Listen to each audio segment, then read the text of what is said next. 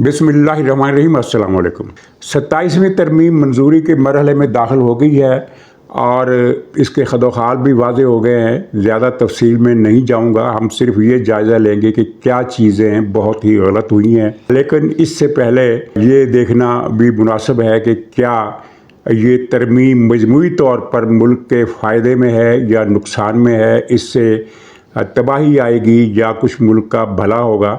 तो ये जायज़ा लेने के लिए भी एक पैरामीटर मौजूद है, उसको आप इस्तेमाल करके मालूम कर सकते हैं। और इसके बाद दूसरा इशू ये है कि सुहेल अफरीदी ने जो कुछ किया और जो वो कैंपेन चला रहे हैं, उसके बाद पीटीआई के अंदर भी एक खौफ फैल गया है कि क्या होने वाला है।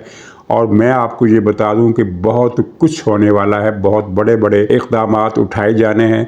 सिर्फ सुहेल अफरीदी ही नहीं, केपी से पुख्तूनख्वा से पीटीआई की हुकूमत का भी खात्मा हो जाएगा और यहाँ का इंतज़ाम अब पीटीआई नहीं संभालेगी, क्योंकि एक तो कुछ चीज़ें वाज़े हो गई है कि पीटीआई किस मिशन पर है, और दूसरा ये है कि अब मतलूबा इख्तियारात और मामलात में जो रुकावटें दूर करने का मसला था वो तय हो चुका है। परसों कोयटा में क्या हुआ, पीटीआई और इत्तेहादी जमातों का जलसा क्यों नहीं हो सका और वहाँ पीटीआई अपनी ताकत क्यों नहीं शो कर सकी, इस पर भी हम बात करेंगे।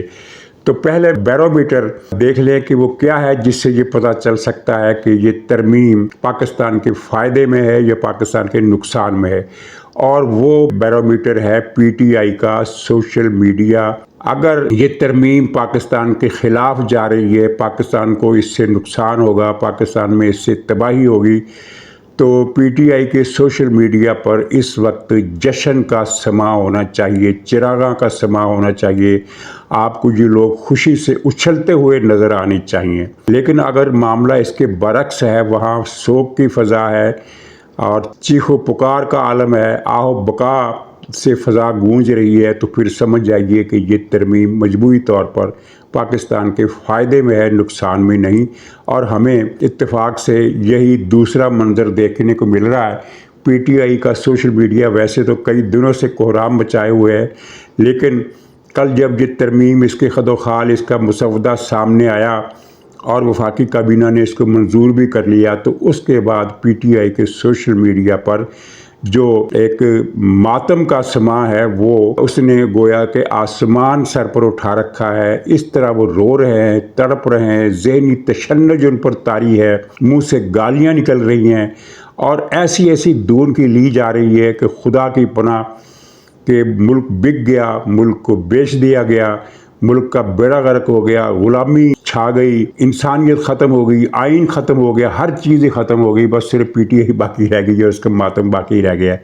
तो इसका मतलब है कि ये तरमीम पाकिस्तान के लिए कोई फ़ायदे ही लाएगी, नुकसान कम लाएगी। नुकसान तो लाएगी लेकिन नुकसान कम लाएगी। और मैं इस तरमीम का पूरा पोस्टमार्टम करने का कोई इरादा नहीं रखता, क्योंकि सारी तफसीलात आप पढ़ चुके हैं और जो तफसीलात सबके सामने हैं, तो उनको दोहराना अपना और आपका वक्त ज़ाया करने के मुतरादिफ है।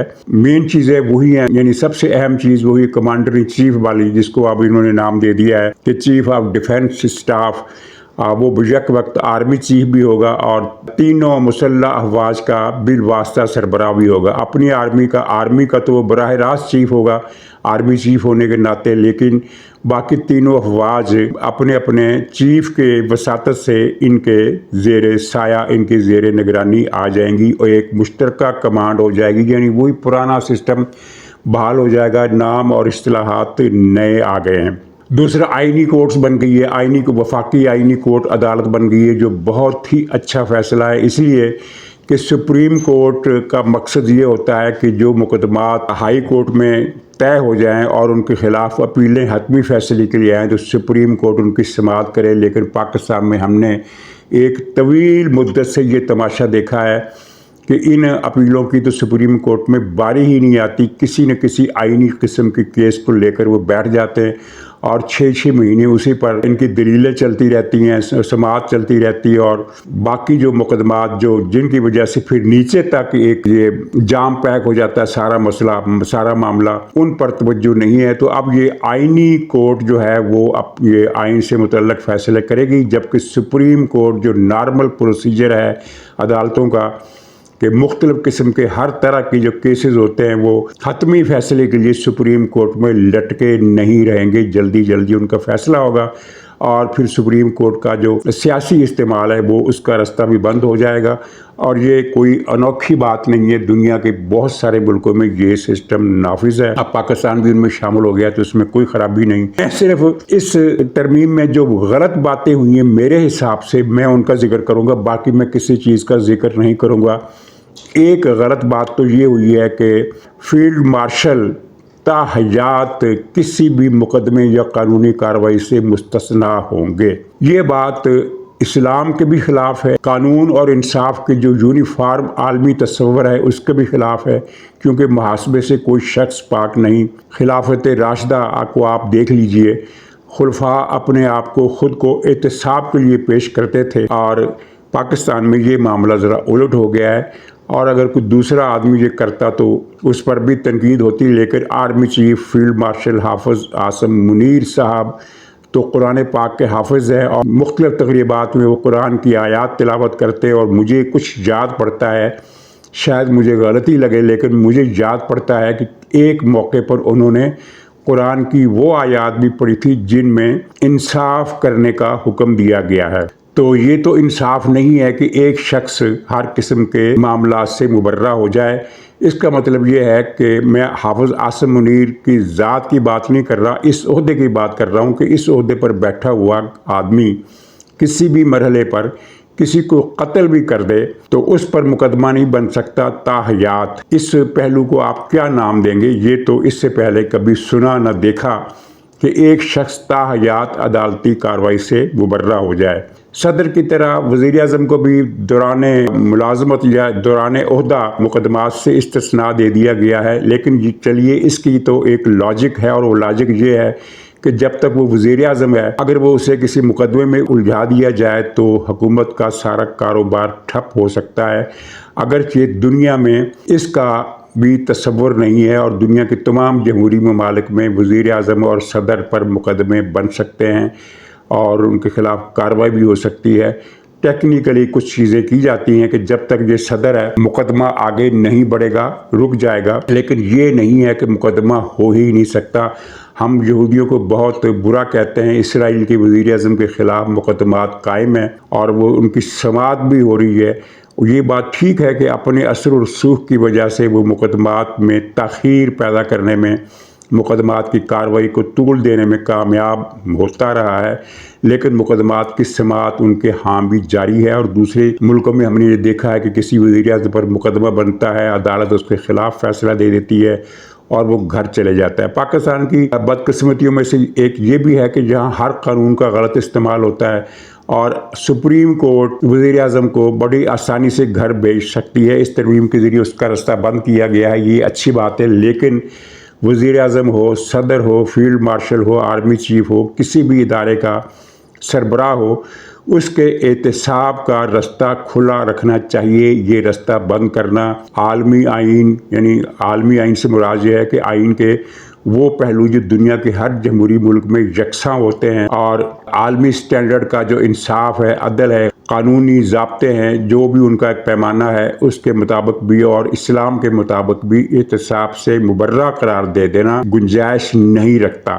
تو اس پر توجہ ان کو دینی پڑے گی کہ یہ چیز اگلے وقت میں ایک بحران کا باعث بن سکتی ہے، کیونکہ اس ایشو کو لے کر اگر کل کلاں کوئی لیڈر، کوئی ینگ جنریشن کا کوئی لیڈر ایک مرتبہ نکل کھڑا ہوا تو ہم نے یہ دیکھا ہے کہ بعض اوقات ایک چھوٹی سی چیز، یہ تو پھر بھی بہت بڑی چیز ہے، کچھ چھوٹی سی چیز بھی ایک لاوا پھٹنے کا رستہ اگر دے دیتی ہے تو پھر لاوا پھٹ جاتا ہے، اور پھر فوج اور ریاست کی طاقت کام نہیں آتی۔ تو یہ ان کو دیکھنا چاہیے کہ انہوں نے کیا سوچ کر اس طرح کی ترامیم طے کی ہے، یہ چیزیں غلط ہوئی ہیں۔ وزیر اعظم اب چیف ایگزیکٹو نہیں رہے۔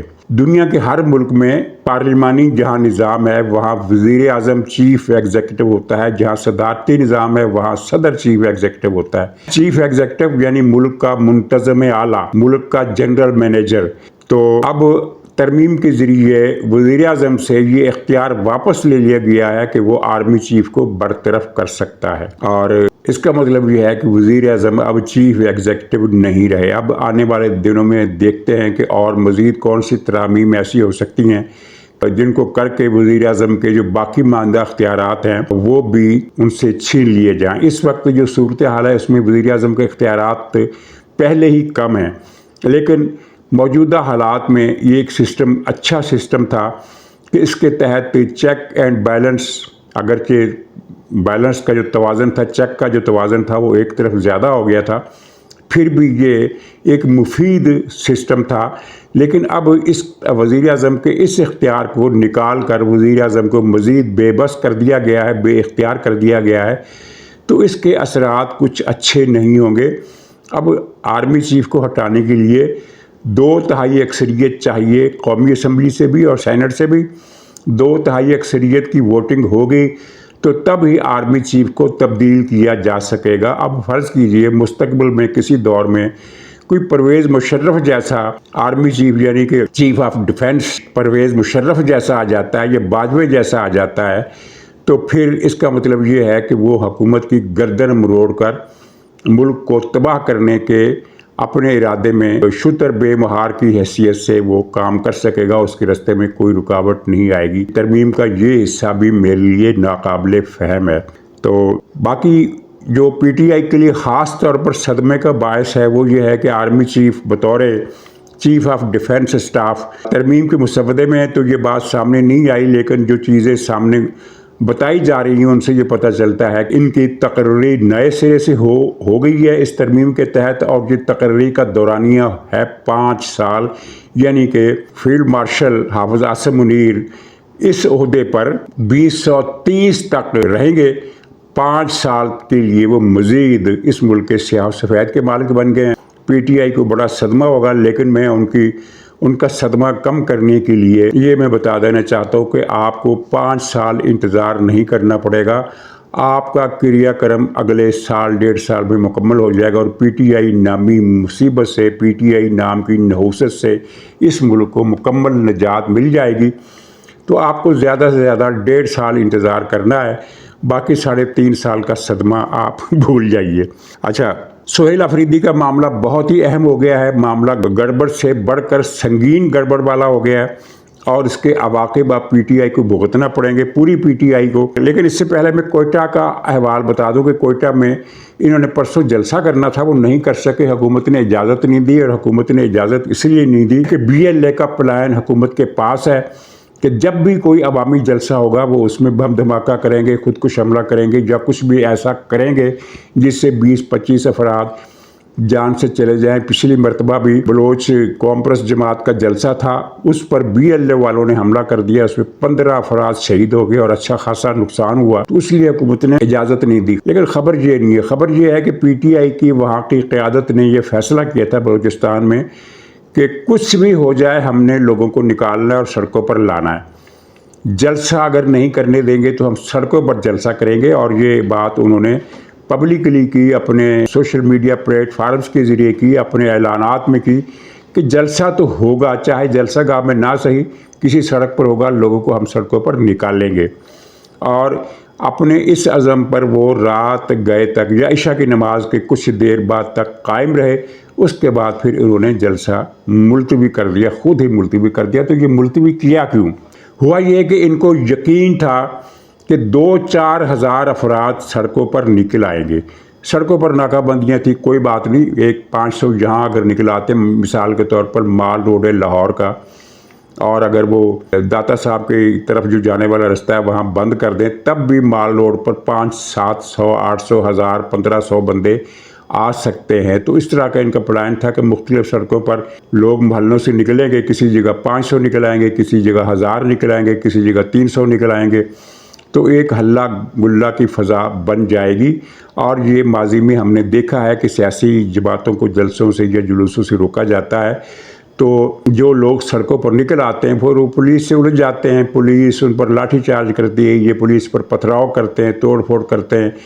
तो अगरचे जलसे का इवेंट तो नहीं हो पाता, लेकिन एक दूसरा इवेंट बर्पा हो जाता है और इस इवेंट की खबर पूरी दुनिया में फिर फैलती है कि फ़लाँ शहर में अब मुजाहरीन और पुलिस में आंख बचौली, झड़पें, जलाओ घिराव, जो भी सिलसिला इसमें होता है, और कई घंटे तक शहर बंद रहा और पुलिस नौजवानों का ताक़ुब करती रही, नौजवान पुलिस पर पथराव करते रहे, कोई एक आध गाड़ी जला दी, कोई एक आध रेहड़ी जला दी, कोई एक आध इमारत के किसी गाड़ी के शीशे तोड़ दिए। यानी एक खबर बन जाती है। और हमेशा ये होता है कि छोटी से छोटी पार्टी का जुलूस भी रोका जाए तो कुछ ना कुछ मुद्दत के लिए, 1 घंटे के लिए, आधे घंटे के लिए, 8 घंटे के लिए उस शहर में एक हंगामे की फ़ज़ा बन जाती है और इवेंट ना होने के बावजूद इवेंट हो जाता है। तो पीटीआई के साथ ये हुआ कि क्वेटा में कोई आदमी निकला ही नहीं, कोई आदमी निकला ही नहीं। यानी जितने, एक मरतबा इनकी कॉल थी तो लाहौर से लोग नहीं निकले, लेकिन मीनार पाकिस्तान के एरिया में 60-70 आदमी पीटीआई का जमा हो गया था। उन पर पुलिस ने लाठीचार्ज किया, यानी खबर बन गई। 60-70 अफराधी सही, उन पर लाठीचार्ज हुआ, उन्होंने जवाबी पथराव किया, फिर पुलिस ने हालात पर काबू पा लिया, कुछ लोग पकड़ लिए, कुछ भाग गए। तो एक खबर बन गई, छोटी मोटी खबर बन गई कि मीनार पाकिस्तान पर कुछ लोग गए थे। क्वेटा में ये खबर नहीं बन सकी। इसका मतलब ये है कि पीटीआई से लोगों की जो डिटैचमेंट है उसका अमल अब तेज़ हो गया है। अब बलूचिस्तान में, और बलूचिस्तान से मुराद ये है कि बलूचिस्तान का जो पश्तून एरिया है उसमें पीटीआई का असर व रसूख है। असर व रसूख से मुराद ये नहीं है कि वहाँ उनको अक्सरियत की हमायत हासिल है। असर व रसूख से मुराद ये है कि 2-4 कौमी सूबाई असम्बली की सीटों पर पीटीआई का वोट बैंक मौजूद है और वहाँ से उनके बंदे जीते भी हैं। तो उस पश्तून बेल्ट में क्वेटा आता है और इनका ये पूरा प्रोग्राम था कि अपनी सारी क़ुव्वत इस जलसे में हमने ज़ाहिर करनी है, शो ऑफ पावर करना है, चाहे जलसागाह में करें, चाहे सड़कों पर करें। लेकिन वो नहीं कर सके, कोई आदमी क्वेटा में नहीं निकला, तो ये हालत हुई। अच्छा, सुहेल अफरीदी ने तो तमाम हदें क्रॉस कर दी। पहले फ़ौज पर इल्ज़ाम लगाया कि वो किराए की फ़ौज है, फिर कहा कि ये जंगी मुजरिमों की फ़ौज है, वार क्राइम में मुलव्वस है, फिर ये कहा कि मस्जिद में कुत्ते बांधती है और हमें कुत्ता कहती है। यानी फ़ौज के ख़िलाफ़ मजहबी नफ़रत भी पैदा की जाए और कौमियती नफ़रत भी पैदा की जाए। अच्छा, पीटीआई के सोशल मीडिया ने इस इशू को किस तरह आग भड़काने के मुतरादफ कर दिया, वो इस तरह कि एक तो उन्होंने सुहेल अफरीदी की तकरीर बार बार अपने प्रोग्रामों में दिखाई, और दूसरा ये किया कि उसके फ़िक्रे में, सुहेल अफरीदी के फ़िक्रे में ये था कि फ़ौज ने एक मस्जिद में कुत्ते बांधे या कुत्ता बांधा एक मस्जिद में। पीटीआई के सारे सोशल मीडिया ने इस फिक्रे को यूं उछाला कि फ़ौज मस्जिदों में कुत्ते बांधती है। यानी फ़ौज की प्रैक्टिस है, फ़ौज की आदत है कि वो जहां मस्जिद देखती है कुत्ते लाकर उसमें बांध देती है। अब इस पर आप खुद अंदाज़ा लगाएं कि पीटीआई क्या चाहती है, पीटीआई के जहन में क्या है। इल्ज़ाम झूठा है, किसी मस्जिद में कुत्ता बांधने का कोई वाक़या नहीं हुआ। और एक अहम बात यह है कि इसने ये भी कहा कि मैंने 10 लाशें अपने रिश्तेदारों की उठाई। ये भी इसने झूठ बोला। इसका एक रिश्तेदार भी किसी फौजी ऑपरेशन में नहीं मारा गया। वो 10 अफराद की लाशें उठाने का किस्सा कुछ यूँ है कि एक कबीले के 10 आदमी मारे गए थे और वो एक ही ख़ानदान के नहीं थे, अलग अलग ख़ानदानों के थे। तो उनके जनाजे में ये शख्स शरीक था। उस जनाजे को इसने ये कह दिया कि मैंने अपने रिश्तेदारों की 10 लाशें उठाई। ये झूठ बोला इसने। इसका तो एक भी रिश्तेदार नहीं मारा गया। अगर ये कहे कि वो जो कबीला है वो मेरा कबीला है, तो हम कबीला होना और बात है, हम रिश्ता होना और बात है। यानी एक शख्स कहे कि मैं जट हूँ या मैं बट हूँ या मैं आराई हूँ या मैं राजपूत हूँ और फलां जगह जो मेरी बरादरी के इतने लोग मारे गए थे वो सब मेरे रिश्तेदार थे, तो ज़ाहिर है वो झूठ बोल रहा है। एक ही ज़ात के लोगों में दुश्मनियाँ भी होती हैं, दोस्तियाँ भी होती हैं, रिश्तेदारियाँ भी होती हैं, लेकिन रिश्तेदारी एक बिल्कुल अलग चीज़ है। वो कबीले से बाहर भी हो सकती है, ज़ात पात से, और ज़ात पात के अंदर भी हो सकती है। लेकिन इसने झूठ बोला और वो कबायली वाक़े को, और ये वाक़या भी जनरल बाजवा के दौर का है। यानी जब ये बहुत पुराना वाक़या है और उस वक्त जनरल बाजवा आर्मी चीफ था जब ये वाक़या वहाँ खैबर एजेंसी में हुआ और कबीले के 10 अफराद मारे गए कोलेटरल डैमेज में, यानी कि शहीद हो गए। तो इस बदबख्त ने اس کو ان سب کو شہداء کو اپنا رشتہ دار بنا دیا. یہ تو خیر چلیے جھوٹ تھا، لیکن پی ٹی آئی نے جو کمپین چلائی اور یہ تاثر دیا کہ فوج مسجد بھی نہیں مسجدوں کے اندر کتے باندھتی ہے، مسجدوں کے اندر، یہ اس بات پر اب تبصرہ کرنے کی کیا ضرورت ہے؟ اتنی بڑی بات ہے، سب کو نظر آ رہا ہے، سب کو پتہ چل گیا ہے کہ یہ فوج کے خلاف مذہبی جذبات کو بھڑکانے کی کوشش ہے. فوج کے بارے میں یہ تاثر دینے کی کوشش ہے کہ یہ تو کوئی اسلام دشمنوں کی فوج ہے جس کو مسجد کا بھی احترام نہیں، اور کل کو یہ کہیں گے کہ یہ فوج تو مسجدوں میں قرآن پاک بھی جلاتی رہی ہے، یہ کہیں گے. ایک عام آدمی اگر تقریر میں یہ کہہ دے تو ہم کہہ سکتے ہیں کہ چلیے اس نے غلطی کی، اس کو سزا دے کر چھوڑ دیا جائے، تھانے لے جا کر اس کو جوتے لگا دیے جائیں، یہ 3 مہینے کے لیے اندر بھیج دیا جائے. لیکن سہیل آفریدی نے جو کچھ کیا ہے اس کی سزا تو کیپٹل پنشمنٹ بنتی ہے، کیونکہ اس نے عوام کو فوج کے خلاف انتہائی درجے کے جذباتی مرحلے میں لے جا کر بھڑکانے کی کوشش کی ہے، جو کہ سنگین غداری کے مترادف ہے. اور اب سوشل میڈیا پر تو مطالبے ہو رہے ہیں کہ اسے سزائے موت دی جائے.